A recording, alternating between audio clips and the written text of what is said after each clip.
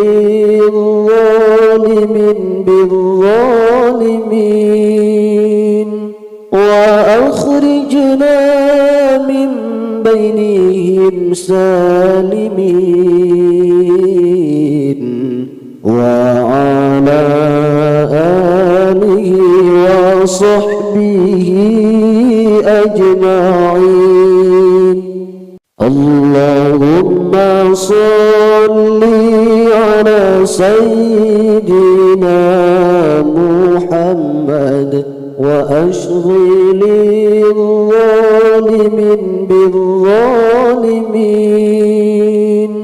وأخرجنا من بينهم سالمين وعلى آله وصحبه أجمعين. اللهم صل على سيدنا محمد وأشغل الظالمين بالظالمين وأخرجنا من بينهم سالمين وعلى آله وصحبه أجمعين. اللهم صل على سيدنا محمد وأشغل الظالمين بالظالمين وأخرجنا من بينهم سالمين وعلى آله وصحبه أجمعين. اللهم صل على سيدنا محمد وأشغل الظالمين بالظالمين وأخرجنا من بينهم سالمين وعلى آله وصحبه أجمعين. اللهم صل على سيدنا محمد وأشغل الظالمين بالظالمين وأخرجنا من بينهم سالمين وعلى آله وصحبه أجمعين.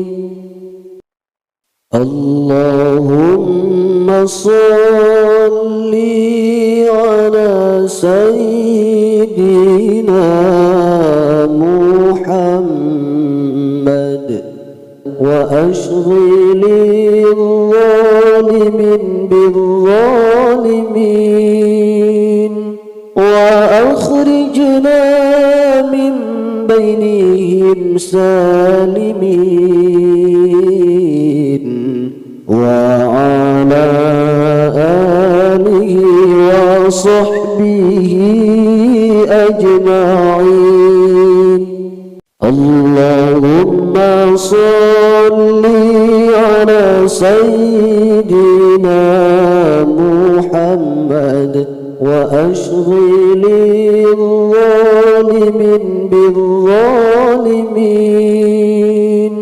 وأخرجنا من بينهم سالمين وعلى آله وصحبه أجمعين. الله صل على سيدنا محمد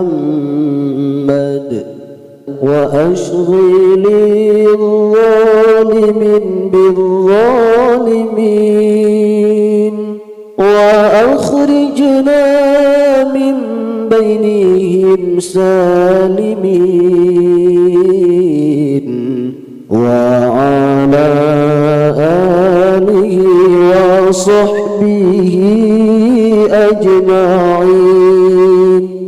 اللهم صل على سيدنا محمد وأشغل الظالمين بالظالمين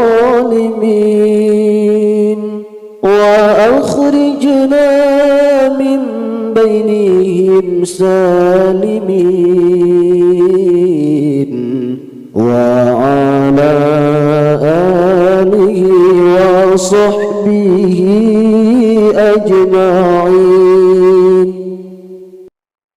اللهم صل على سيدنا محمد وأشغل الظالمين بالظالمين وأخرجنا من بينهم سالمين وعلى آله وصحبه أجمعين. اللهم صل على سيدنا محمد وأشغل الظالمين بالظالمين وأخرجنا من بينهم سالمين وعلى آله وصحبه أجمعين. اللهم صل على سيدنا محمد وأشغل الظالمين بالظالمين وأخرجنا من بينهم سالمين وعلى آله وصحبه أجمعين. اللهم صل على سيدنا محمد وأشغل الظالمين بالظالمين وأخرجنا من بينهم سالمين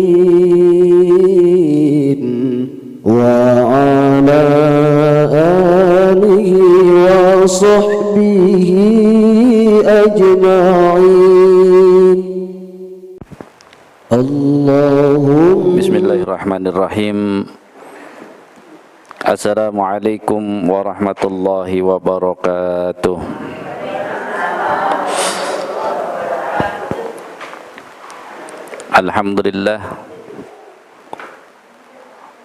Alhamdulillahi rabbil alamin wal aqibatu lil muttaqin fala udwana illa 'alal zalimin. Asyhadu an la ilaha illallah wahdahu la syarika lah al-azizul hakim wa asyhadu anna Muhammadan abduhu wa rasuluh shadiqul wa'dil amin. Allahumma fasalli wa sallim ala Muhammadin wa ala alihi wa sahbihi ajma'in, amma ba'du. Qala ta'ala ya ayyuhalladzina amanu taqullaha haqqa tuqatih wa la tamutunna illa wa antum muslimun.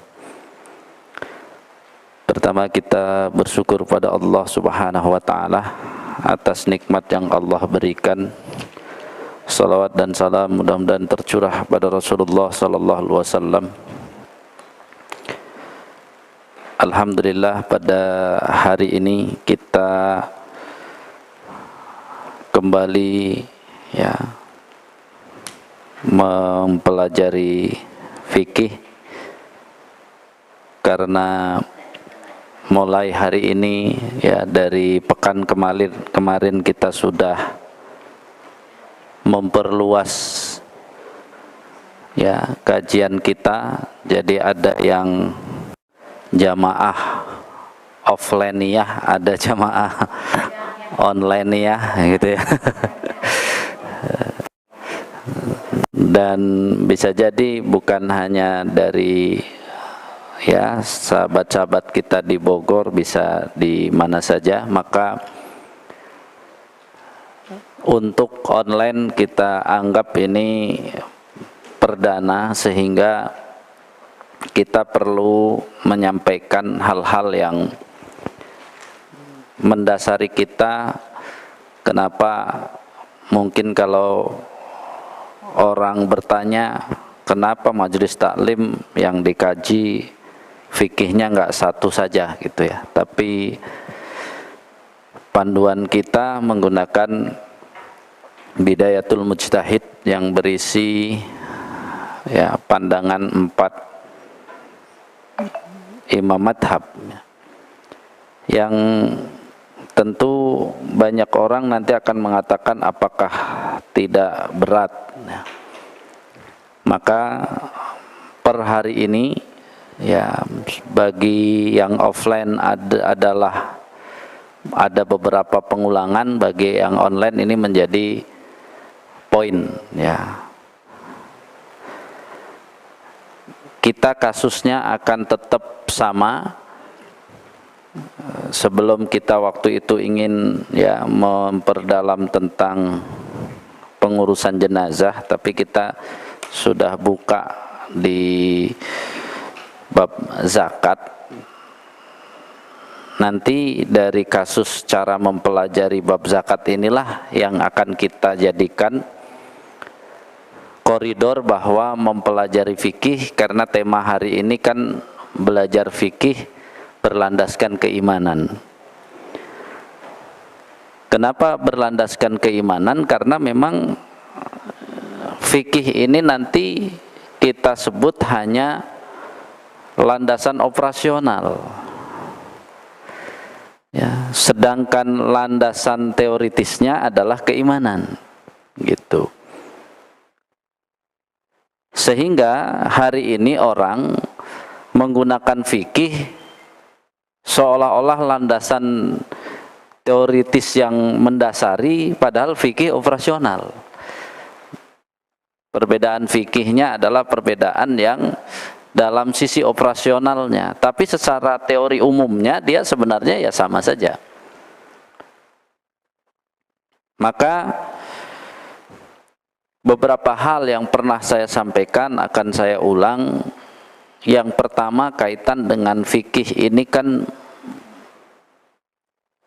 hasil dari usaha para ulama, para imam yang mumpuni dulu mencari solusi dari masalah-masalah yang terjadi. Sehingga yang sering kita berikan bahwa belajar fikih itu bukan belajar masalah, tapi belajar solusi. Kalau kita tidak berikan seperti itu, selama ini belajar fikih itu yang dominan jadi masalah. Kenapa jadi masalah? Padahal ini kan belajar solusi ya. Ini yang harus disadari oleh kita. Nah, untuk bicara solusi, kenapa kita sebut berlandaskan keimanan? Karena hal-hal yang kita antisipasi itu yang paling mudah dengan keimanan. Perbedaan fikih karena dia solusi ya, maka solusi yang diberikan pada para ulama itu nanti ada yang lebih dari satu gitu. Jadi kalau ada 3 perbedaan pendapat berarti kan solusinya ada 3 ya. Dan 3 itu berdiri sendiri, seperti mau ke Masjid Al-Ikhlas bisa 2 cabang kan dari jalan sebelah situ, kemudian dari jalan sebelah sini pokoknya menuju Masjid As ya. Sehingga kan solusi itu tidak bisa dipaksa kan. Kalau dia sudah kelewat ke sana kan lewatnya pasti sebelah situ, masa dipaksa harus ini gitu ya. Nah itu yang fokus itu berarti kan apa? Ketika kita bicara keimanan, keimanan itu landasannya adalah keilmuan yang komprehensif, tidak bisa hanya sepotong-sepotong. Sehingga dengan adanya perbedaan fikih itu diharapkan itu sebenarnya menjadi trigger, menjadi ya alat untuk memberikan dorongan agar mau belajar gitu. Jangan perbedaan pendapat tuh jadi malah dibuat ribut. Seharusnya apa? Ini ada perbedaan pendapat, ya jangan ribut, kamu belajar aja. Biar gimana perbedaan pendapat itu dalam fikih tidak melanggar ya perintah dalam akidah. Perintah dalam akidah itu disuruh apa? Wa'tasimu bihablillah jami'an wala tafarraqu. Jadi tidak diperintahkan bersatu memang itu, tapi dilarang untuk tafarraqu, berpecah belah. Artinya apa? Boleh berbeda dalam fikih, tapi ingat dalam iman tidak boleh berpecah belah. Jadi perbedaan fikih itu di kajian kita ini kita jadikan ya, komoditas solusi. Sementara selama ini di kajian-kajian yang lain kadang-kadang perbedaan itu dijadikan komoditas masalah. Jadi ini bukan komoditas masalah, ini komoditas solusi. Yang pada intinya ya kalau seseorang sudah mengambil salah satu jangan dipaksa untuk sama. Kan kami teman dekat, ya teman dekat beda itu nggak apa-apa gitu ya. Jadi selama ini kan nggak tahu itu kenapa psikologis kita itu segala sesuatu harus apa? Sama, kalau nggak sama nggak kompak ya kan gitu. Sehingga lupa ya bahwa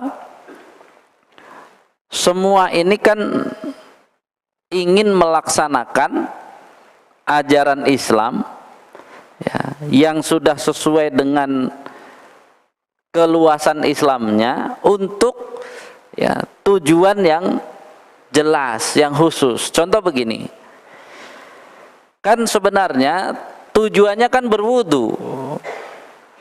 Masalah dia dalam wudu itu ada beda, itu kan bukan tujuannya, bukan beda itu, tapi tujuannya berwudu.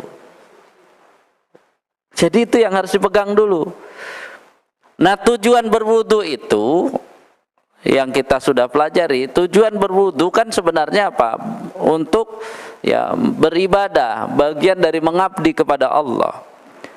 Mengabdi kepada Allah tujuannya adalah untuk menumbuhkan ketakwaan, menambah ketakwaan.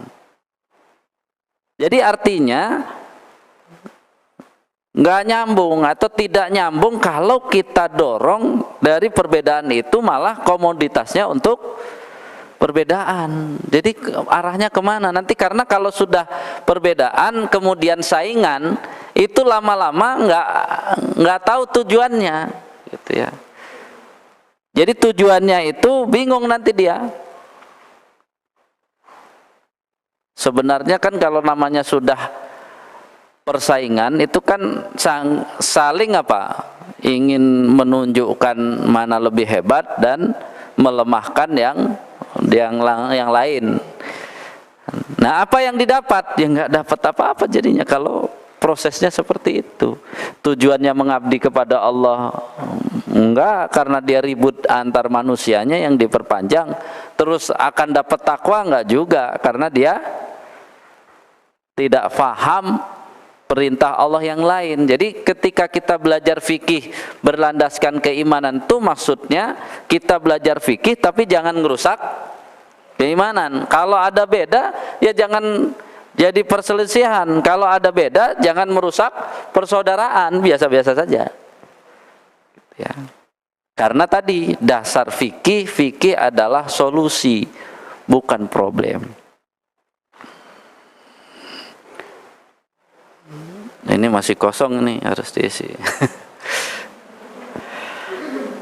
Ya, jadi itu kenapa kita sebut tema besarnya adalah ya belajar fikih berlandaskan keimanan. Karena keimanan itu memang dasar segalanya. Nah, keimanan itu yang kita maksudkan sampai pada target ketakwaan. Nah, ketika sampai kepada target ketakwaan, maka kan kita sudah mulai. Kemarin sudah kita berikan jalan bahwa apa? Bagi orang yang beriman, namanya belajar itu sebenarnya itu kan menggali dari sumber utama kita. Apa sumber utama kita? Al-Quran.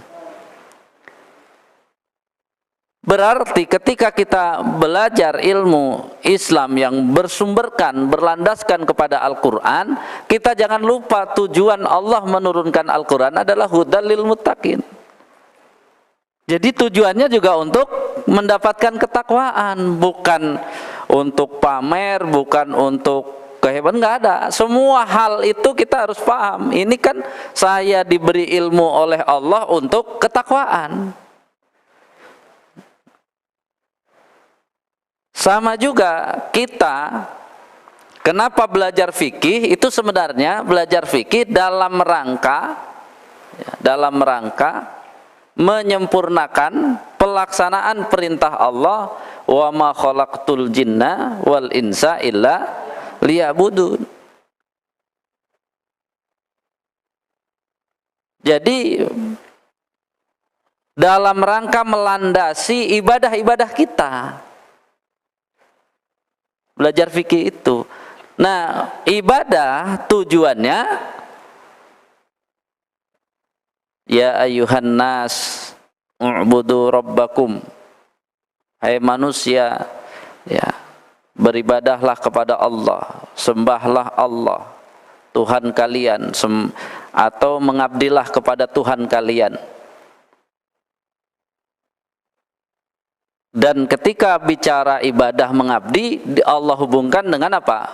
Alladzi khalaqakum, dialah yang telah menciptakan kalian.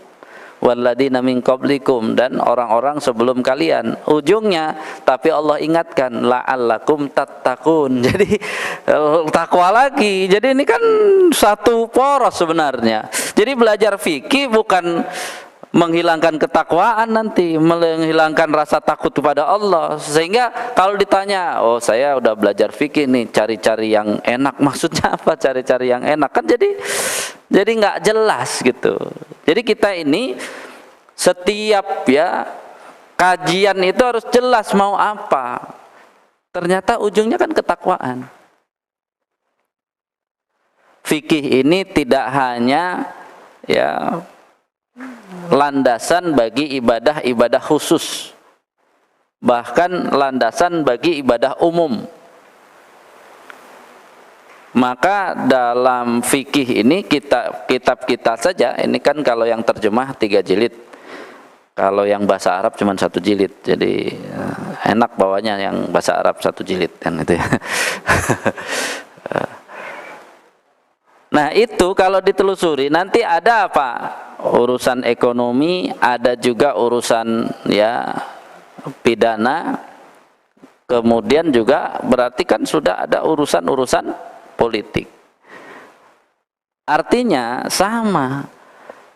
Kenapa kita harus sampai mengurus-ngurus yang hal seperti itu? Karena memang ketika Allah menciptakan orang tua kita, Nabi Adam, itu kan inni ja'ilun fil ardi khalifah, untuk menjadikan manusia itu khalifah yang dia ada urusan bukan ngurusin urusan pengabdian pribadi dan sebagainya, sampai urusan bumi ini, memakmurkan bumi.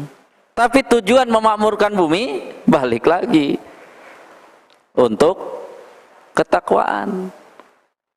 Jadi mau jadi presiden silahkan agar tambah takwa, mau jadi gubernur agar tambah takwa. Sebenarnya asalnya kalau dia paham selesai. Maka ketika dia mau jadi apapun dia akan lihat fikihnya, ini boleh enggak, ini enggak boleh, ini halal atau haram, dia akan lihat fikihnya. Gitu ya. Itu koridornya. Sehingga apa? Ya fikih sebenarnya solusi, bukan masalah gitu ya.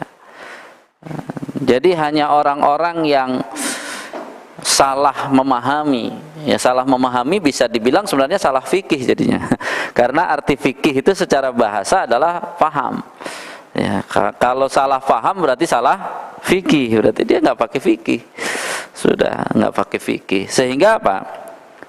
Sehingga hal itu menjadi apa? Menjadi catatan khusus bahwa akhirnya kita bisa menawarkan solusi gimana kita belajar fikih, tapi jangan lupa tujuannya itu sebenarnya untuk apa? Mengoptimalkan ketakwaan. Nah, kita ambil dulu saja poin ya yang kemarin sudah kita sebut ya.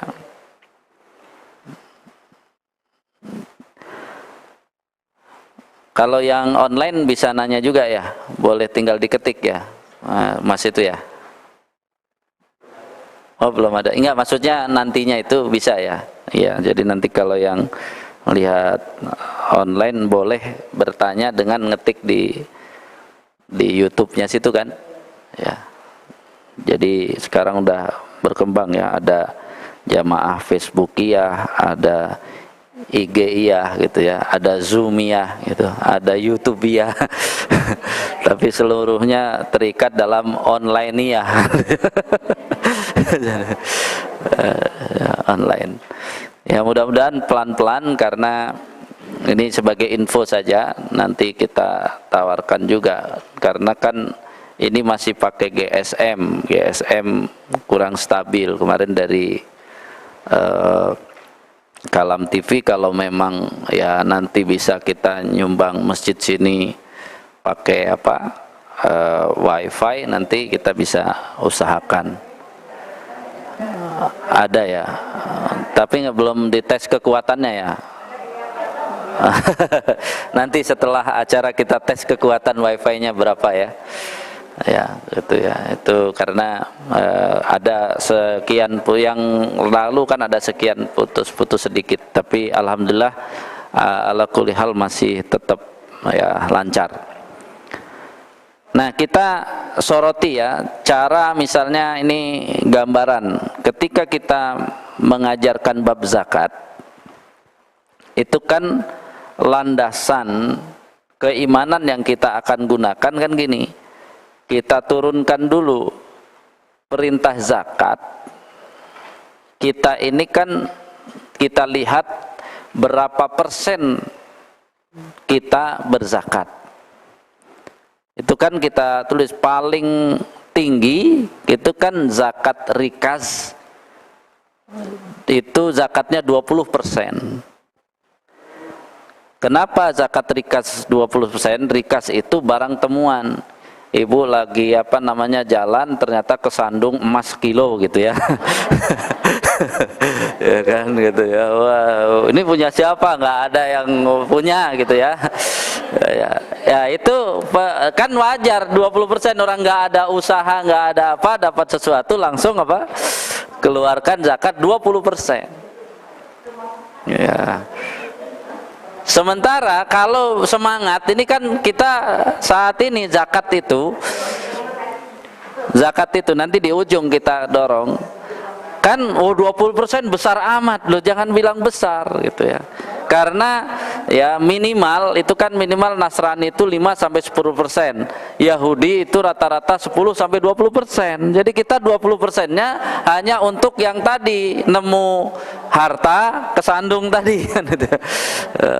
Atau kejedot gitu ternyata emas gitu ya. Ya, jadi itu 20%. Nah, kemudian yang sebenarnya harus semangat kita mengeluarkan zakat, belajar dari zakat yang 10%, itu kan zakat pertanian yang dia tidak perlu bingung mengairinya, nggak bayar juga pengairannya. Nah, irigasinya tidak bayar, semua tidak ada bayar-bayar sawahnya. Itu dia berarti kan apa? Setelah panen itu biayanya zakatnya 10%. Kemudian 5% itu berlaku bagi zakat pertanian yang pengairannya bayar. Jadi akhirnya kita lihat tuh 5%, 10%, 20%. Ini harus dijadikan ikon. Karena itu besar. Ternyata yang dianggap besar itu adalah pertanian. Sementara nisab pertanian itu kan 750 kilogram hasil panennya. Gitu. Nah, kan kalau kita anggap beras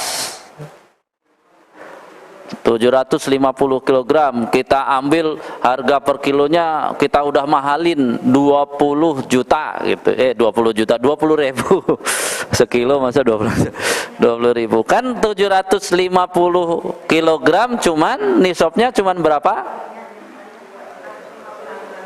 Kali 20 ribu.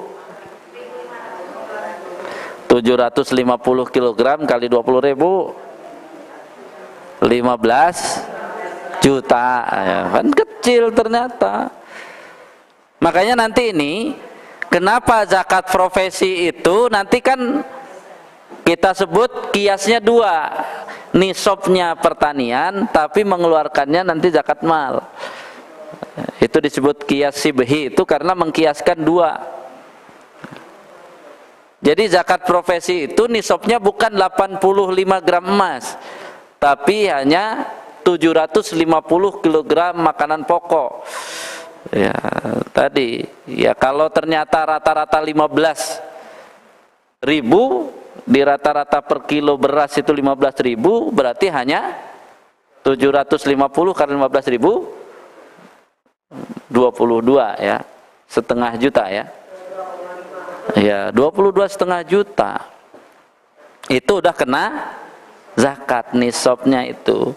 Cuman bedanya dengan petani, tadi petani dia 5% sampai 10%, zakat profesi hanya 2,5%. Jadi kalau ini kita hitung-hitung dulu ya, biar agak panas lah kan kalau ngitung-hitung. Nah, kemudian turunannya setelahnya itu kan apa? Seluruh harta yang pengeluarannya itu zakatnya keluar hanya 2,5%. Jadi jangan merasa hebat banget 2,5%. Kaya raya 2,5%. Padahal kalau apa? Oh, dia kalah zakatnya sama petani. Petani itu 5% sampai 10, dia cuman 2,5%. Jadi kan akhirnya secara akidah apa yang mau disombongkan? Nah, itu yang harus dipahami dulu. Nah, kemudian menghadapi perbedaan-perbedaan dalam zakat, itu berarti kan apa? Sebenarnya nggak usah terlalu pusing juga. Itu kan tinggal dari ranah keimanan saja nanti. Ya itu nggak apa-apa, ya nggak boleh kan kurang bayar itu. Bayarnya nggak boleh kurang, lebih boleh kan gitu ya. Jadi jelas, lihat coba, perbedaan dari dulu sudah ada. ketika ya yang disepakati pertanian itu bahan makanan pokok, maka Abu Hanifah sudah mengatakan ya nggak hanya bahan makanan pokok, pokoknya kalau panen apa saja yang hasilnya melebihi segitu ya suruh keluar zakat. Jadi dari awal sudah ada beda, yang disepakati adalah makanan pokok, tapi Abu Hanifah sudah melebarkannya, kan sah-sah saja. Biar apa? Biar memberi semangat sebenarnya. Oh kalau gitu saya mau nanamnya jangan makanan pokok, biar nggak zakat, kan jadi kacau. Itu kan bisa menjadi masalah gitu. Padahal zakat ini kan sebenarnya nanti latihan untuk apa? Kalau kajian kita yang lalu kan latihan untuk tidak tertipu dengan penipu ketiga. Penipu ketiga kan dunia. Harta itu masuk dunia. Jadi kita kan kenapa latihan di zakat itu biar nggak tertipu, jangan sampai apa? Kok jadi malah kita yang tertipu sehingga zakatnya yang di apa? Yang dimain-mainin, kan jadi salah. Padahal zakat cuma 2,5% mayoritas. Masa 2,5% masih mau dimain-mainin kan? Ya, itu yang harus dipahami oleh kita. Baru kemudian ya termasuk ternak. Ya. Ternak itu kan ya tetap 2,5%, karena biasanya 41, itu kan berarti 2,5% juga ternak itu. Itu kan yang sepakat, itu kan unta, sapi, kerbau, dan domba, itu udah sepakat. Ya ayam nggak ada nanti. Ya artinya ternak itu. Nah akhirnya kan itu nanti istihad setelahnya itu, yo masa enak banget dia hasil ayam sama lele lebih banyak terus nggak keluar zakat, itu kan nanti itulah yang disebut solusi.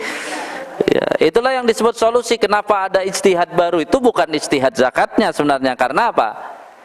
Ya kan itu harta juga, jangan sampai peternak lele, peternak ayam gitu tertipu sama dunianya. Udah zakat enggak, ini infak enggak, jadi kan tertipu. Minimal kan kalau kita kaitkan dengan minta fatwa baru dengan kumpulan ulama sehingga keluar itunya, keluar zakatnya dibolehkan, ya dia jadi apa? Daripada lupa enggak sama sekali, zakatnya keluarkan. Karena apa? Ujungnya harta juga, yang dia kalau nggak hati-hati tertipu juga. Gitu. Jadi sebenarnya kalau dikaitkannya dengan keimanan enak belajarnya. Selama ini kan suruh pusing di pendapat-pendapat itu sampai apa? Sampai bingung sendiri. Padahal kan kalau ditarik mundur kepada keimanan, ini kan sebenarnya pertarungan apakah saya tertipu dengan harta atau tidak. Sehingga zakat menjadi ringan mengerjakannya. Karena apa? Saya nggak mau tertipu.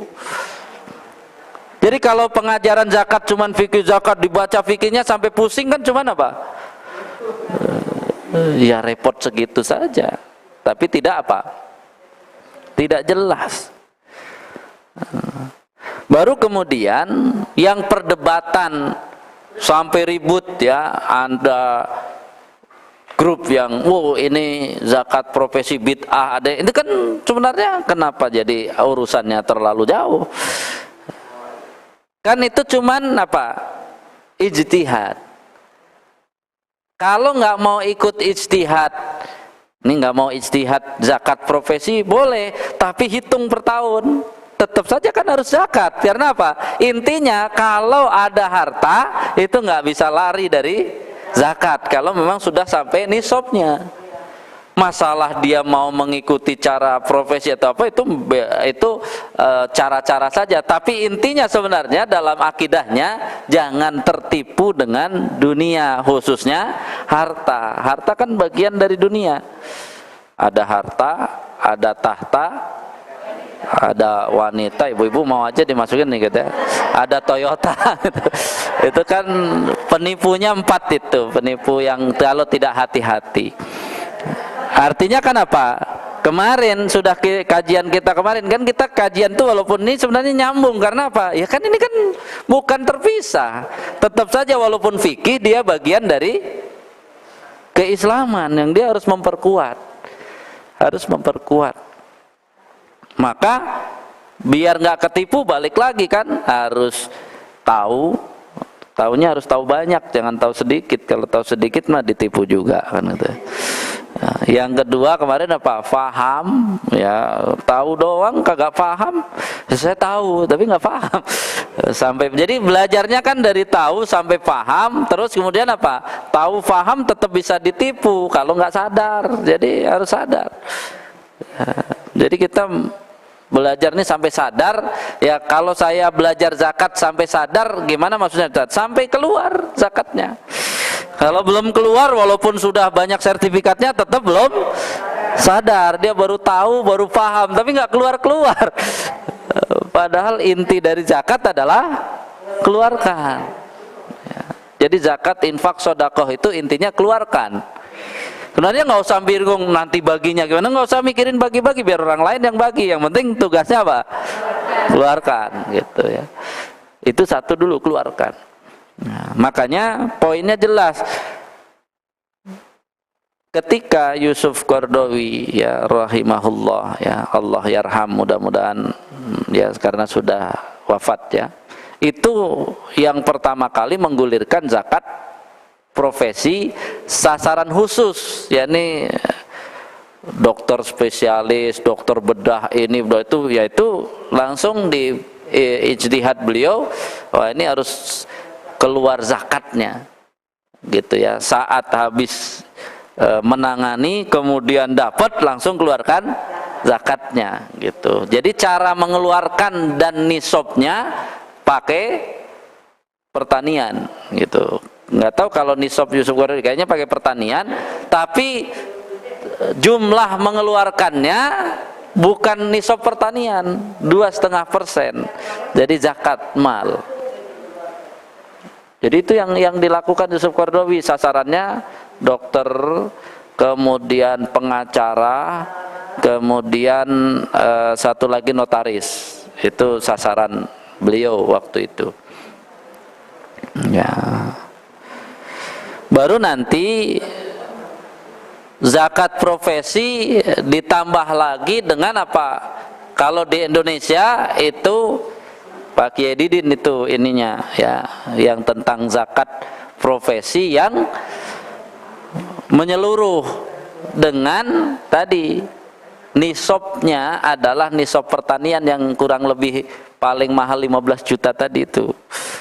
15 juta per tahun sudah kena zakat ya, tapi mengeluarkannya bukan 5%, 10%, hanya 2,5%. Jadi itu cuma solusi saja ya. Tapi bagaimana kita ingin ya melaksanakan itu semua, itu tetap akan terpulang dengan kekuatan keimanan. Dan kekuatan keimanan kita udah dorong kemarin. Faham, jadi dari gali informasinya dengan belajar, belajarnya sampai paham, kemudian sampai sadar, udah selesai, dia langsung eksekusi. Kenapa? Karena sebenarnya kita ini ternyata gitu ya, kenapa Rasulullah memfardukan kita belajar ya fardu ain itu, karena sebenarnya kita tidak akan maksimal melaksanakan rukun Islam tanpa paham ini. Rukun Islam itu yang semua orang harus melaksanakan ada berapa rukun Islam? Semua orang harus melaksanakan. Ayo, bingung-bingung. Cuman 2. Syahadat dan sholat. Iya. Puasa kalau dia nggak bisa, nggak mampu, kan nggak harus puasa. Zakat kalau nggak punya duit, nggak ada hartanya, nggak ada. Haji 3, coba bayangkan 2 saja yang apa? Yang semua orang akan kena. Tapi yang 3 tergantung mampu atau tidak mampu. Jadi kalau ada orang zakat itu berat gimana? Kan tergantung mampu atau tidak mampu.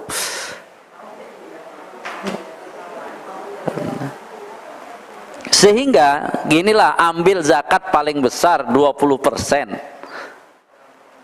Barang temuan tadi nggak pakai usaha, nggak pakai apa, dapat gitu ya. Nah kan jelas, biar mengeluarkannya enak itu jangan dilihat 20%-nya dong, dilihat 80%-nya.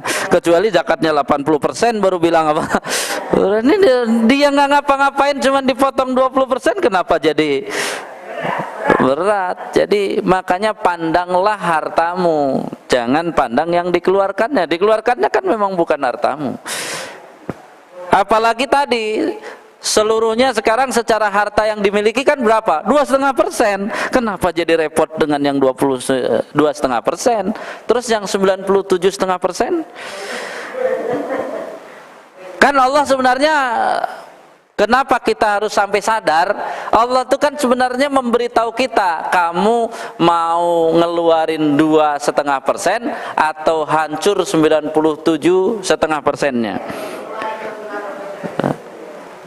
Jadi kan pilihannya apa? Ngeluarin sama enggak? Kalau ngeluarin berarti aman 97,5%. Kalau enggak dikeluarin, hancur sebenarnya, walaupun bisa dipakai apa-apa. Kan cuman itu pilihannya. Tapi bagi yang apa? Udah ngerti, udah paham. Kalau nggak ngerti, susah juga dia. Ya. Jadi kenapa kita sebut mempelajari ya zakat, bab zakat menjadi ringan banget Bu kalau ditarik.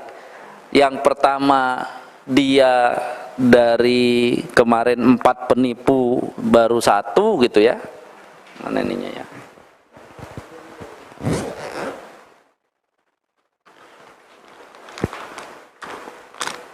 Ada ininya. Kan kalau kita bicara zakat ini kan ada penipu itu, kemarin penipu kita kan hidup di dunia itu kan nggak mau tertipu kan gitu, nggak mau ditipu juga. Penipunya kan 4 kemarin kita kategorikan, dari setan ya, kemudian hawa nafsu, kemudian yang ketiga dunia, kemudian yang keempat itu adalah musuh ya, musuh. Yang 2 gaib, yang 2 nyata, ini nyata ya, dunia.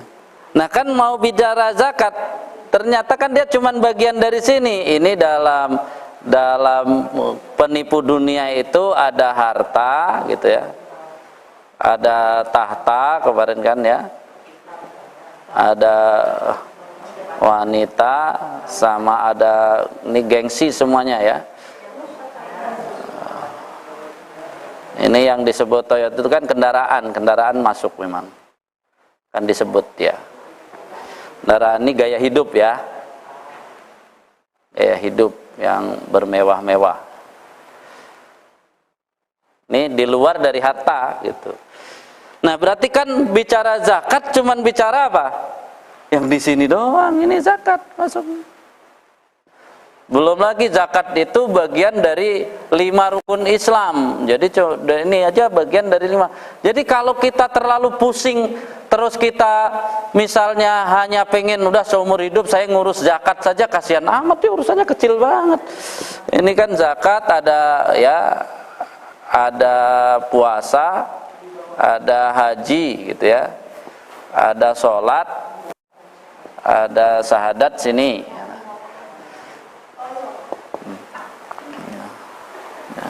Coba. Dan nilai dari ini, nilai dari rukun Islam, nilai dari rukun Islam itu nyata atau gaib? Nilai dari rukun Islam nyata atau gaib? Gaib semua. Gimana caranya yang gaib itu jadi nyata? Ini kan semuanya gaib.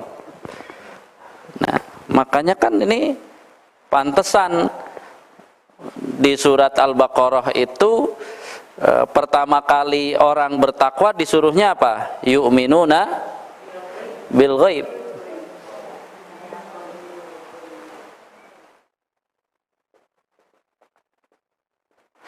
Jadi beriman kepada yang gaib. Beriman kepada yang gaib itu adalah bisa mengambil Al-Qur'an sebagai hudan kan, lil muttaqin. Kan ini hudan. Ya, gitu, sebagai hudan lil muttaqin. Yang kemarin sudah kita bahas, ternyata apa? Biar yang gaib jadi nyata itu dengan cara belajar. Kalau nggak belajar, jadi kita akhirnya paham betul. Semua kalau bermasalah berarti masalahnya di mana? Nggak belajar pasti. Jadi kalau masalah itu berarti apa? Tidak belajar. Hanya itu aja coba.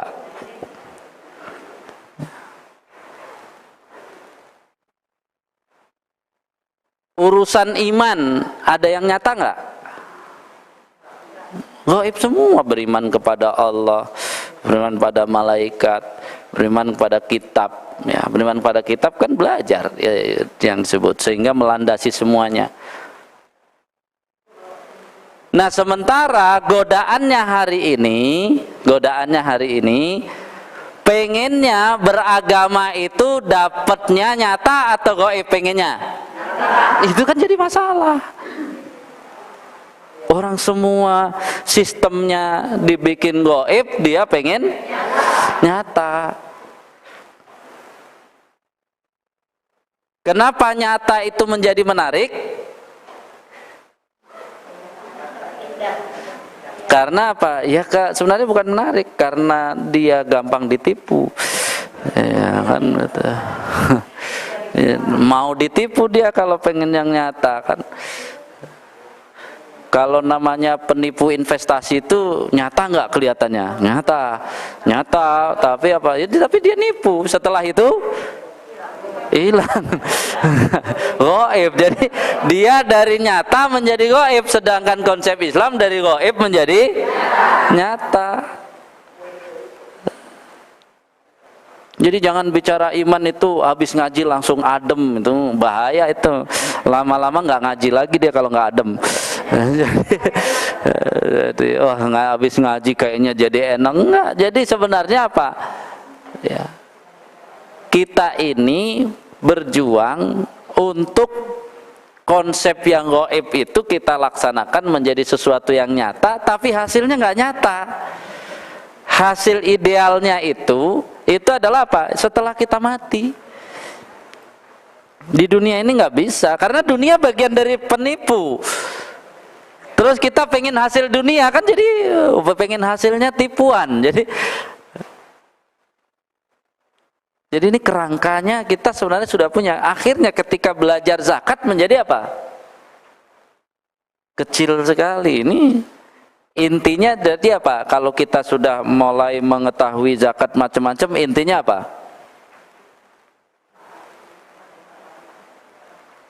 Intinya kalau sesuai dengan salah satu poin di zakat ini, keluarkan langsung. Itu aja, cuman disuruh keluarkan. Keluarkan. Bahkan setelah mengeluarkan zakat tetap masih apa? Tema besarnya apa? Habis ngeluarin zakat nih, tema besarnya apa? Tetap kan jangan tertipu sama harta. Jangan tertipu sama harta ketika di dunia ini. Kenapa? Karena harta ini untuk apa? Untuk ditransfer ke kebutuhan. Yang kalau rekening tabungan jadi kayak simpanan. Ke kebutuhan kita di akhirat. Itu kebutuhan. Jadi bukan simpanan ya. Akhirat itu bukan simpanan tapi kebutuhan. Ibu butuh apa saja di akhirat, cepet kirim. Cepet kirim, karena apa? Kalau ibu nggak ngirim nanti pas butuh nggak ada, kan itu yang nyesel. Kata kan nggak enaknya ibu ditipu tuh, nggak enaknya apa? Gini lah bahasanya, bukan itu. Ibu kapan tahu bahwa ibu ditipu? kalau pas ditunggu hasilnya nggak ada, itulah itu kan.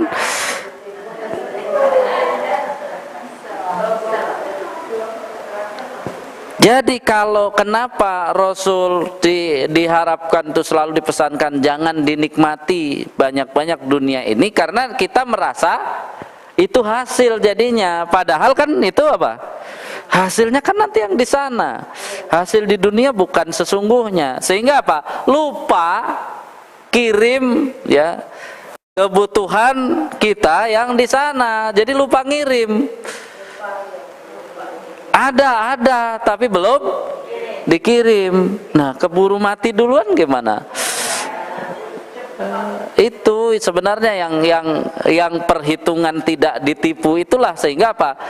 Kalau nanti sudah orang yang mau belajar zakat, ini di bab zakat dengan perbedaannya itu menjadi ringan. Karena apa? Ini intinya saya kalau sudah ngerti, alamatnya sudah jelas, semuanya sudah, syarat ketentuannya ada, saya harus kirim. Kalau nggak dikirim telat.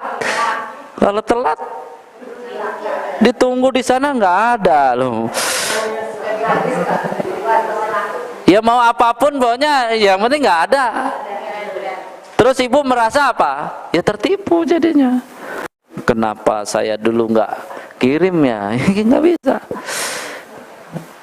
Jadi kenapa kita sudah ditetapkan Rasulullah cerdas itu yang niatkan untuk ya matinya, kebutuhan kematiannya itu disiapkan, itu disebut cerdas. Kenapa? Karena kalau kita sudah innalillahi terus nggak ada, nggak bisa apa-apa. Jangan terlalu pusing hidup ibu di dunia, karena ibu kesulitan telepon kawannya masih bisa. Tolong dong, saya ini repot, masih bisa datang, masih bisa itu. Tapi kalau di sana mau telepon siapa?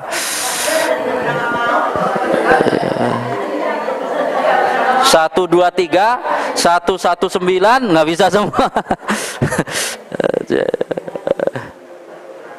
Atau 911 nggak bisa, 911 nggak berlaku. Jadi ini ya. Jadi sebenarnya nanti akhirnya ketika landasan keimanan kita ada, belajar fikih itu indah. Belajar perbedaannya lebih indah. Karena apa? Oh, biar orang yang begini, gini aja lah, kita ngumpulkan, jangan banyak-banyak umat Islam seluruh dunia. Ya, jangan banyak-banyak.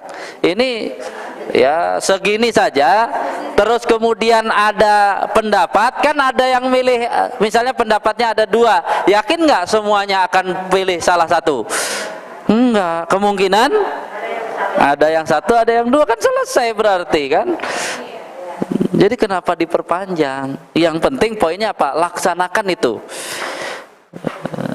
Jadi laksanakan. Jadi kan belajar fikih itu untuk melaksanakan, bukan untuk diperdebatkan, ini kan. Pokoknya laksanakan. Yang kamu memang pegang, laksanakan aja udah. Intinya itu, biar kita tidak tertipu.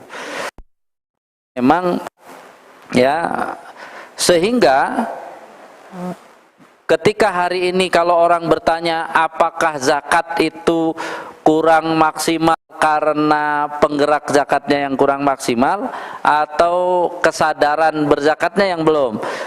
Nah, ketika kesadaran berzakat itu belum ada karena apa? Karena nggak ngaji, gimana mau?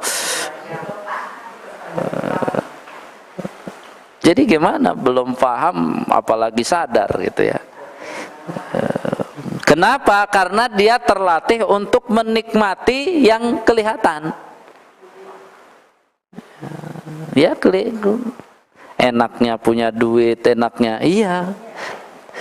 Kan akhirnya apa? Tinggal pilih golongan saja kan.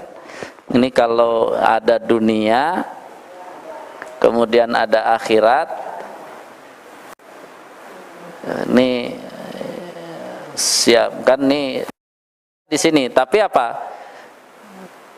Siapa yang peduli hanya dunia,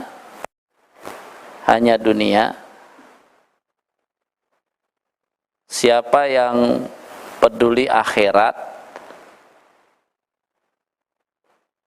itu kalau diketikkan siapa yang peduli akhirat, maksudnya ya dunia tetap berusaha, dunia tetap usaha, tapi dia kan lebih penting akhirat.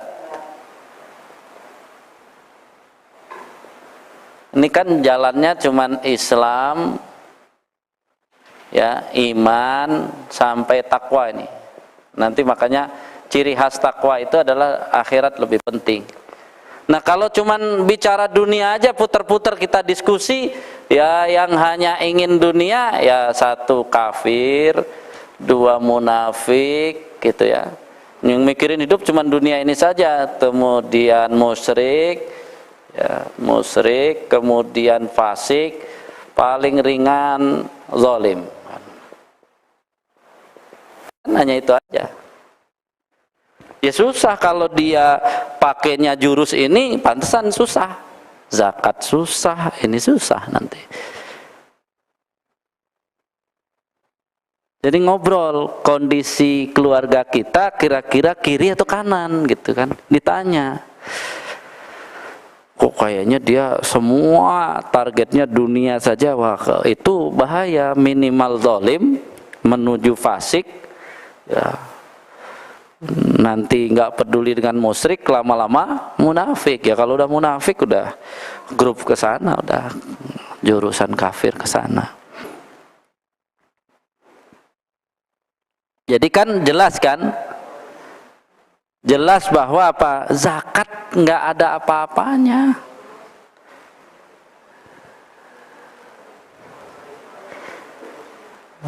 Jadi paling hebat zakat itu cuma 20%.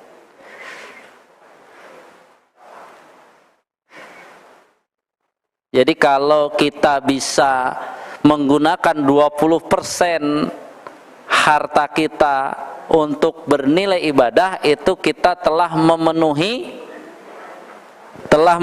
apa? Ini 20%.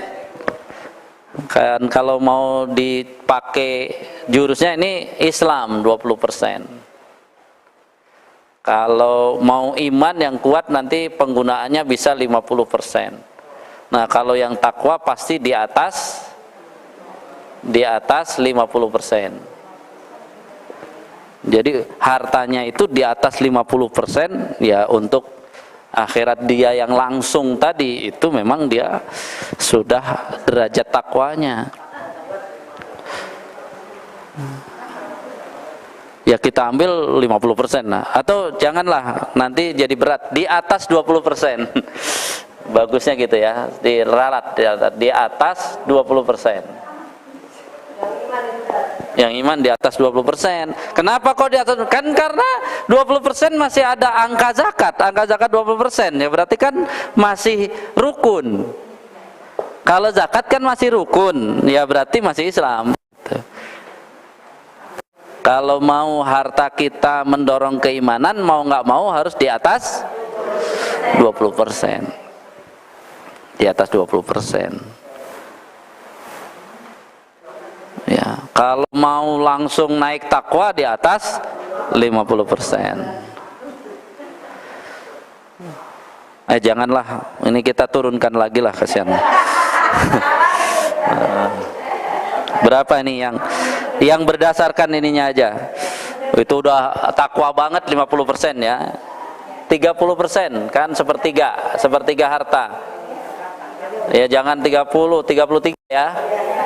Sepertiga kan 33%. Nah di atasnya dia kan Umar itu 50%, ya, Abu Bakar pernah 100% gitu.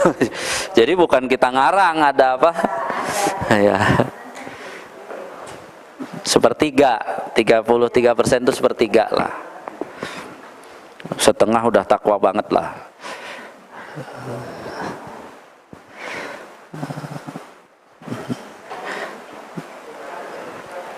Ya, kan yang sepertiga itu hadis tentang apa?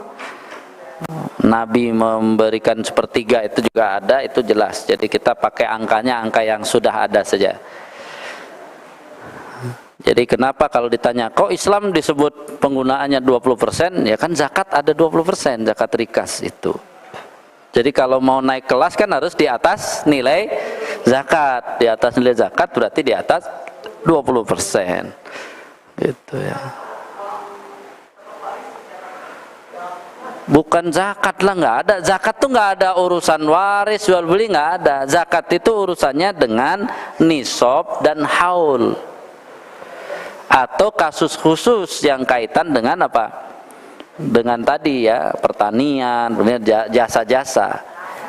Ya, tapi ketika poin tadi ya, waris itu juga tidak disebut rikas, itu bukan temuan, itu memang ada gitu ya. Jadi bukan temuan, beda gitu ya. Dikasih itu ya. Karena itu ya dia tadi kalau yang mau langsung setelah dapat mau langsung itu adalah infak, bukan zakat. Orang suka salah. Infak, kalau infak kan bebas, tidak tergantung nisab, tidak tergantung haul, itu adalah infak. Kalau zakat itu urusannya bukan dengan perilaku pekerjaan. Yang zakat dengan pekerjaan hanya apa? Niaga dan pertanian. Gitu. Niaga yang dimaksud bukan habis jual beli, bukan. Perniagaan, dia punya apa? Perdagangan, dia melakukan usaha jual beli.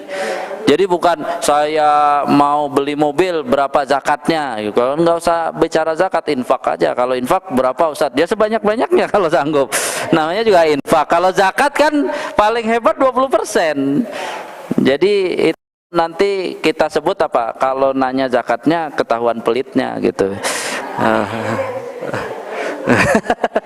Kalau mau nanya infaknya. Kalau infak tuh, infaknya kan tinggal tawarin mau Islam, mau iman, atau mau takwa gitu kan. Mau kalau Islam ya 20% infaknya. Kalau mau iman di atas 20%. Takwa ya 33% ke sana gitu ya, ke atas.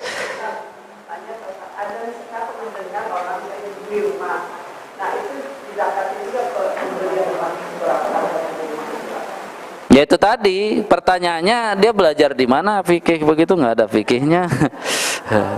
Dia itu namanya apa? Mengibaratkan zakat kayak pajak gitu. Zakat bukan pajak, zakat gitu. Ya nggak ada. Kalau mau tadi yang bebas mau dikaitkan dengan apapun, infak silahkan. Infak itu kan pemberian sukarela kapan saja, di mana saja, seberapapun, itu infak gitu.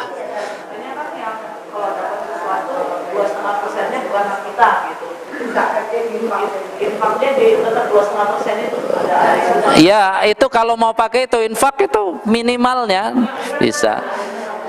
Asal minimal, asal, tapi bukan wajib, karena kan segala sesuatu kalau wajib harus ada panduannya. Iya, asalnya boleh iya boleh enggak, kalau dia mau tertipu atau tidak aja. Makanya kan kajiannya keimanan. Jadi muter-muter kan, ya emang kalau ngajinya pas dia kesana kemari kena, karena memang kan belajar Islam tuh jangan dipisah-pisah. Nih kadang-kadang belajar fikih dipisah gitu, jadi bicaranya sangat sempit sehingga kayaknya nggak ada hubungan dengan keimanan, padahal kita harusnya jelas. Infak yang jelas itu. Ya, dalam istilah paling luas namanya sodakoh. Ini sodakoh. Kemudian tengahnya dari sodakoh adalah infak. Nah, paling dalam adalah zakat gitu. Zakat bisa disebut infak, bisa disebut sodakoh. Ya, infak bisa disebut infak dan sodakoh, nggak bisa disebut zakat. Sodakoh ya nggak bisa disebut infak, karena sodakoh itu lebih luas. Tapi infak pasti sodakoh, sodakoh belum tentu infak.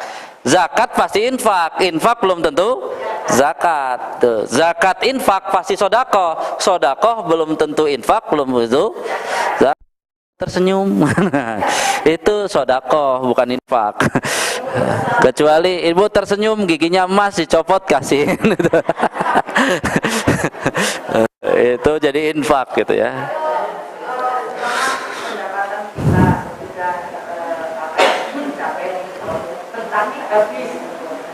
Tetapi itu habis pendapatan kita habis dipakai kan ya kita keluarkan tapi bukan berupa zakat ya kita keluarkan tanpa umpamanya bikin apa itu habis pada tahun itu bagaimana?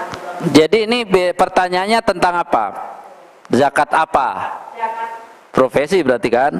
Ya kalau zakat profesi kan mau nggak ikut juga nggak apa-apa karena kan itu ijtihad akhir. Pada pokok permasalahannya itu kan zakat profesi yang kemarin sudah kita teruskan. Zakat profesi itu kan hanya solusi gaji setahun. itu kalau dikumpulkan kalau dipakai Bukan, sabar dulu. Kan ada Bu yang gajinya 100 juta, Ibu coba ngelamar jadi ketua pembina BERIN. Nah, Ibu gajinya 100 juta.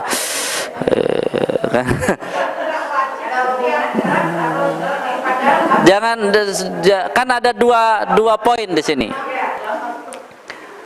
Gini kan, kalau orang tidak mengeluarkan zakat profesi setiap bulan, bukan berarti dia tidak zakat, gitu. Itu pahami dulu. Karena ini harus kesini lagi ya, ini biar jelas ya. Ini kan zakat profesi mau ikut nggak mau ikut itu ijtihad dan akhir. Jadi jangan kalau nggak zakat profesi berarti kafir, nggak begitu. Ini kan zakat profesi yang dikeluarkan per bulan itu kan tetap hanya bagian kecil dari zakat gitu. Jadi gini kalau kita sebutkan nih, ya. Ini kan zakat, kalau melihat gitu kan zakat. Kalau sudah kaitan dengan profesi sebenarnya zakat itu asalnya hartanya, ya, harta, tapi ditarik lagi, dikecilkan lagi menjadi profesinya kan, profesi. Nah ini, ketika kita masalahkan profesi, kita kan nggak akan lari ke harta, nggak akan bisa lari dari masalah harta. Kalau dia misalnya tidak mengeluarkan per bulan, ya, kalau tidak mengeluarkan per bulan, kita tinggal tunggu saja di jumlah harta setahunnya. Ini misalnya tidak mengeluarkan per bulan, berarti kan nunggu ini sisa bergabung dengan harta yang sisa yang lain. Nah udah, kalau sampai nisab berarti terus haul, maka dia zakat, gitu. Sudah dia keluarkan zakat profesi per bulan pun, per bulan itu belum menyentuh yang harta dia sini, ini baru yang 1 tahun. Jadi gaji dia 1 tahun saja yang sudah dizakati. Kalau dia keluar per bulan sudah dizakati yang mana? Zakati adalah gaji 1 tahun. 1 tahun. Tabungan dia yang disimpanan ini tetap keluar lagi zakatnya ini. Jangan, saya udah tiap bulan dipotong. Yang dipotong kan profesi hanya untuk 1 tahun. Yang disimpan per tahun tetap kena. Jadi 2 kali kerja memang. Dia udah ngeluarin per bulan, nanti yang ada di ada di tabungan besar, dikurangi sisa yang per bulan, dikeluarkan lagi zakatnya. Ya habis kan berarti nggak zakat. Saya mau ngambil yang per tahun, ternyata habis gitu ya. Iya. Jadi harta habis selama bukan untuk menghindari zakat nggak ada masalah. Pegang dulu biar kalau dihitung dipegang dulu. Ya. Jadi memang benar-benar dimanfaatkan. Kayak Rasulullah dapat harta nggak nyampe setahun, boro-boro setahun, mungkin sebulan nggak nyampe. Harta sebanyak apa dibagi-bagi ya nggak perlu ada zakatnya. Kan intinya zakat apa sih, Bu? Bukan, intinya zakat kan balik lagi. Ini kan bekal akhirat ini kan sebenarnya. Jadi nilai besarnya ke sini. Selama nggak zakat tapi ditransfer semua ya nggak ada masalah. Kan memang untuk itu. Jadi kenapa? Jadi kesana yang harus dilihat. Kecuali kenapa habis terus? Ternyata buat bayar utang semua, karena semuanya utang ya capek kalau gitu. Nggak dapat pahala juga. Jadi tetap mau habis mau nggak habis, ujung-ujungnya siapa yang tidak tertipu dengan harta di dunia adalah kalau dia habis menghasilkan pahala, berarti dia nggak tertipu. Kalau habis nggak jelas berarti apa? Tertipu. Maksudnya itu kan paling bisa tinggal gaji terakhir gitu. Itu gaji terakhir itu saja bisa diukur, belum dikurangi untuk ya Pokoknya kalau nggak nyampe nisab nggak zakat. Itu satu. Terus yang dinamakan pahala itu bukan hanya infak ke bencana, ini bukan. Ngasih makan keluarga, ngasih itu kan apa? Ngasih saudara itu berpahala. Yang penting intinya itu kualitas harta kita itu apa? Untuk bernilai pahala. Jadi itu yang lulus itu. Jadi zakat ini kan apa? Mungkin ada orang keterlaluan banget gitu. Semua hartanya nggak ada yang jadi pahala. Jadi Allah paksa, ya udahlah. Minimal kamu zakat, itu minimal sebenarnya zakat. Bagi orang yang punya harta, zakat ini sebenarnya apa? Pengeluaran minimal, pas-pasan untuk bekal. Kalau dia cerdas ya nggak mau pas-pasan.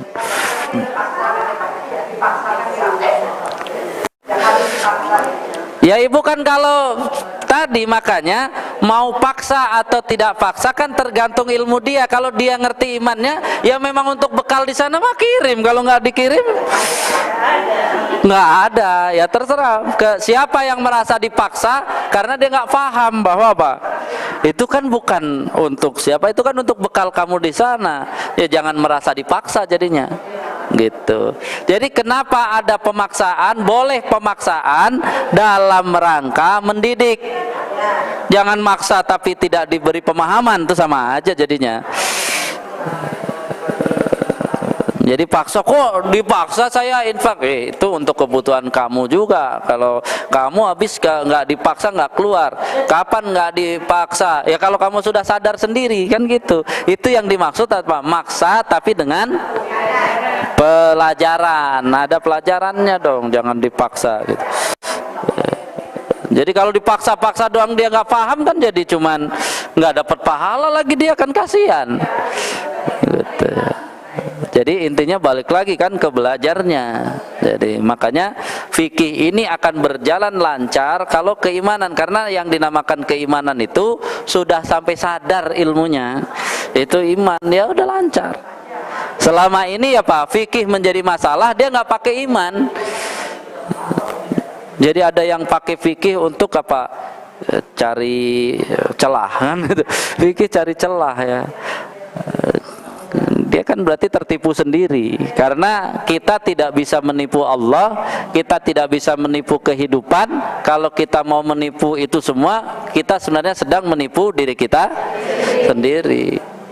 Karena apa? Pasti karena hawa nafsu nomor paling enggak. Ya. Terus pengen enak-enak di dunia, kan itu aja, bolak-balik ketipunya 4 itu lagi. Akhirnya apa? Ya bersama setan. Ya. Akhirnya apa? Menyenangkan musuh. Kalau ada orang Islam kayak gitu kan musuh apa? Nggak perlu permisi lewat depannya juga nggak akan apa? Nggak peduli dia. Yang penting bukan saya gitu ya. Jadi segala sesuatu akhirnya apa? Kembali kepada ya kekuatan keimanan kita dalam berproses tadi. Silakan, ada lagi pertanyaan? Yang online ada yang nanya? Nggak ada, belum.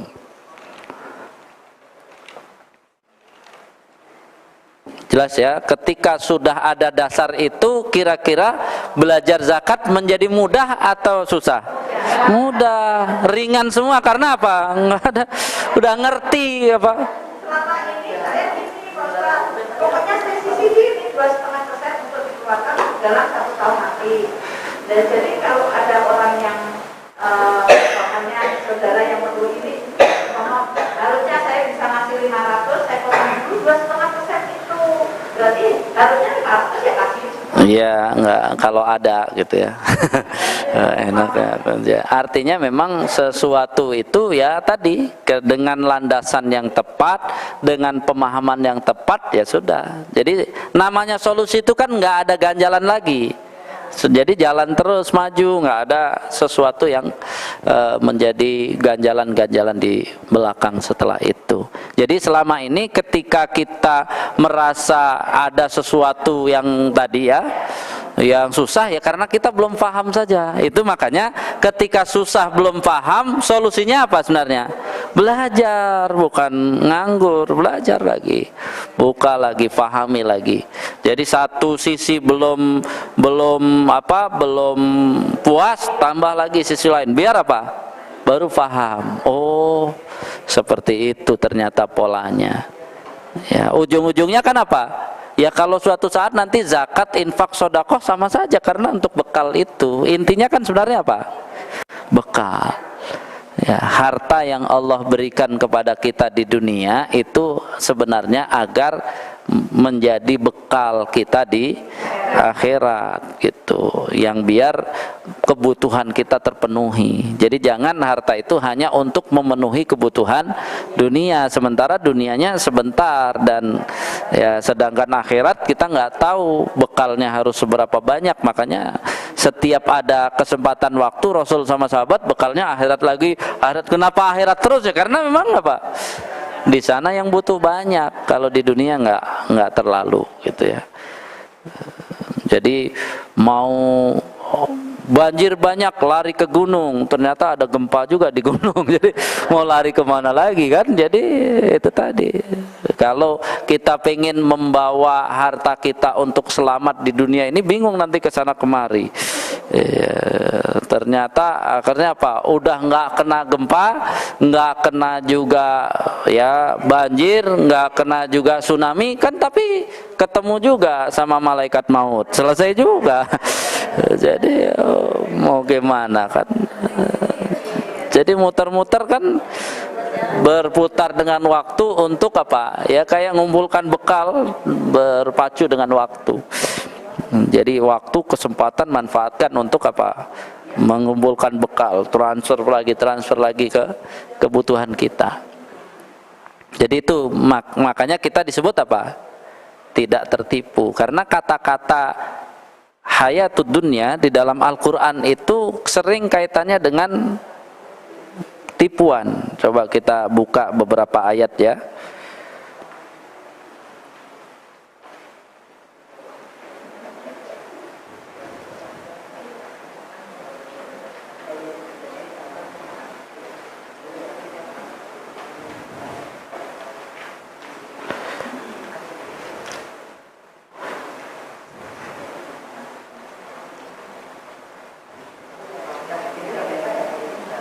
Nggak ada sih, sebentar.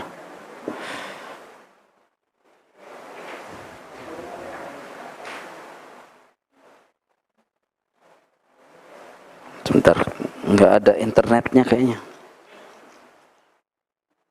HP yang satu. Kurang lebih ada yang langsung itu kurang lebih ada 5 ayat yang kaitannya dengan kita hati-hati jangan tertipu dengan kehidupan dunia secara langsung bahasanya ya. Ya.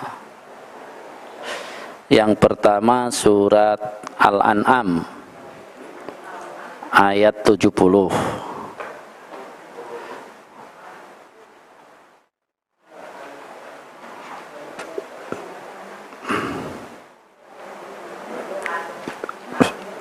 Ada kata-kata wa gharrathumul hayatud dunya. Jadi telah menipu mereka kehidupan dunia. Surat 6 ayat 70. dikumpulkan dulu aja. Yang kedua surat 6 ayat 130. Surat 6 ada 2. Ya, surat 6 ayat 130 ada wa gharrathumul hayatud dunya.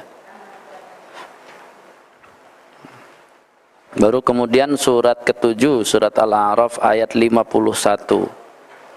Ini kaitannya, akibatnya orang yang tertipu dengan dunia itu rata-rata akibatnya akhirnya dia beragama tuh main-main, nggak serius.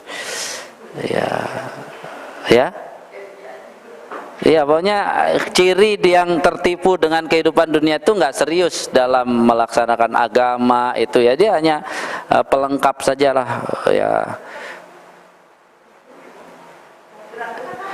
Yang 2 tadi surat 6 70 dan 130, surat 7 ayat 51.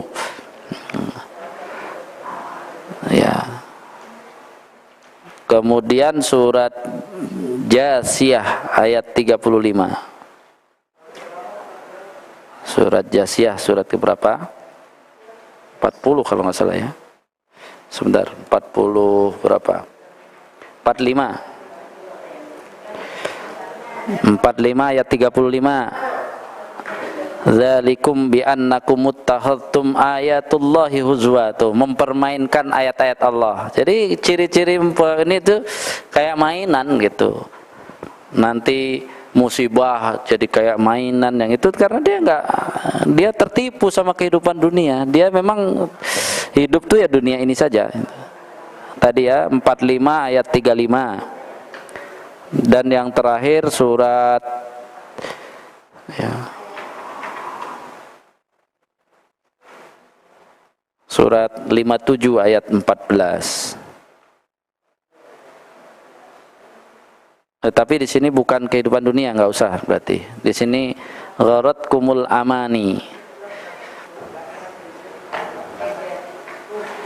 Enggak, berarti 4 ya, 4 saja, 4 yang itu. Sampai Al-Jasiyah 35. Ya kalau mau dimasukkan yang wamal hayatud dunya illa mataul ghurur itu, tapi itu kan sebutan saja. Tidaklah kesenangan dunia itu hanya kesenangan yang menipu. Tapi yang langsung kata kerjanya adalah yang 4 ini. Jadi jelas kalau kita nggak hati-hati akan tertipu. Sehingga apa? Ya kita males belajar agama ini ya, agama kita jadikan ya udahlah pas bulan Ramadan saja gitu ya, pas Syawal, kemudian pas ya mungkin Isra Mi'raj yang gitu-gitu. Agama tuh kayaknya hidupnya cuman pas mau nikah gitu ya, pas kematian gitu. Pokoknya selain itu enggak, dia happy-happy aja udah hidupnya. Akhirnya ketipu. Ya, ketipu dengan kehidupan dunia. Dan ketika ketipu dengan yang nyata begitu kan akhirnya gampang juga ditipu musuh. Makanya kuncinya di 2. Kalau kita kuat dalam ya menyalurkan hawa nafsu untuk kebaikan, akhirnya tidak tertipu setan, ya dunia juga susah, orang setan aja enggak. Tapi kalau yang tanpa 2, yang gaib itu memang enggak ada inovasi. Setan itu gitu-gitu aja. Setan tuh godanya gitu-gitu aja. Enggak, dia enggak inovatif, enggak kreatif gitu ya. Enggak, yang inovatif kreatif nanti dunia sama musuh. Ya, tapi setan yang asli yang itu enggak gitu. Makanya kalau ketipu sama setan yang begitu, berarti kan dia enggak kreatif, enggak inovatif, berarti enggak cerdas, berarti bodoh. Yang tertipu lebih bodoh dari itu. Jadi dan kenapa ketipu tadi sebenarnya Allah? Karena nggak mau belajar. Ya siapa yang nggak ketipu? Yang mau belajar hidayah Allah, petunjuk Allah, yang nggak ketipu. Kalau kita mau nyari-nyari sendiri malah ketipu sendiri. Ya, ketipu sendiri. Jadi memang ya insya Allah dengan begitu pelajaran fikih itu menjadi bukan fokusnya pada perbedaan ini bukan, kita jadi faham bahwa apa? Ini kan sekian pendapat tentang zakat tuh hanya memotivasi agar kita mengeluarkan zakat. Masa ribut zakatnya terus nggak zakat? Nanti sekian pendapat apa itu untuk apa? Memotivasi kita, silahkan kerjakan dengan sekian cara itu. Jangan malah apa? Ribut, akhirnya nggak mengerjakan. Itu kan yang terjadi. Jadi selesai sebenarnya fikih itu kalau kita mau memahami betul dengan keimanan, dan jurus keimanan kita apa? Agar kita tidak tertipu dengan 4 penipu utama tadi.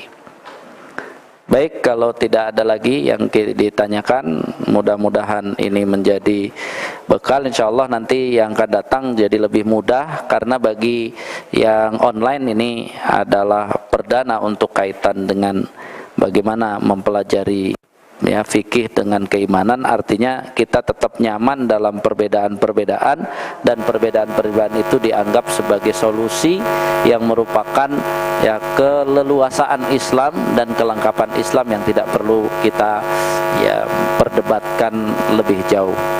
Hadanallah wa iyyakum ajmain. Kurang lebihnya mohon maaf. Kita tutup dengan hamdalah. Alhamdulillahirabbil alamin. Doa kafaratul masjid. Subhanakallahumma wa bihamdika asyhadu an la ilaha illa anta astaghfiruka wa atubu ilaik. Assalamualaikum warahmatullahi wabarakatuh.